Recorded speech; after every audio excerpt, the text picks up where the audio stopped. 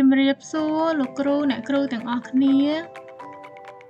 នេះជាការបង្ហាញអំពីកម្មវិធីសិក្សារបស់សិស្ស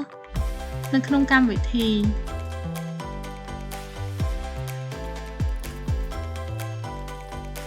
ជាដំបូងខ្ញុំនឹងឧទាហរណ៍ថ្នាក់ទី3ហើយយកជាភាសាខ្មែរ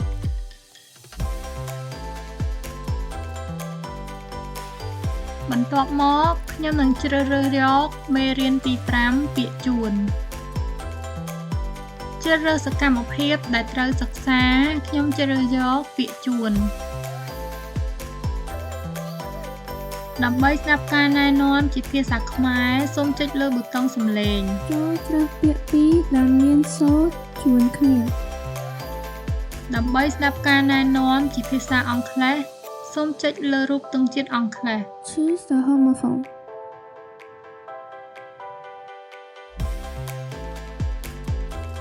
អូនឹងទម្លាក់ចំឡើយរបស់អ្នកចុចពាក្យខាងក្រោមនេះដើម្បីរកពាក្យដែលមានសូរជួនគ្នា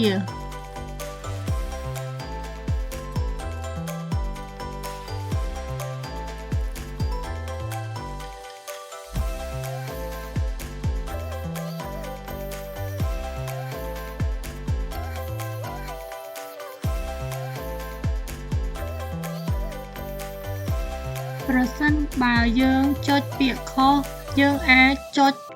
ទម្លាក់វាមកខាងក្រោមវិញ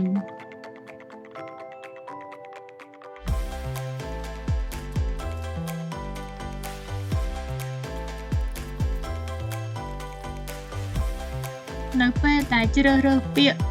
ដែលមានសូរជួនគ្នាបានរួចរាល់សូមចុចលើប៊ូតុងដែលមានពាក្យថាយល់ព្រមដើម្បីទៅកាន់សំណួរបន្ទាប់ទៀតនេះគឺជាសំណួរបន្ទាប់ដែលបងប្អូនអាចធ្វើការរកពាក្យដែលមានសូរជួនគ្នា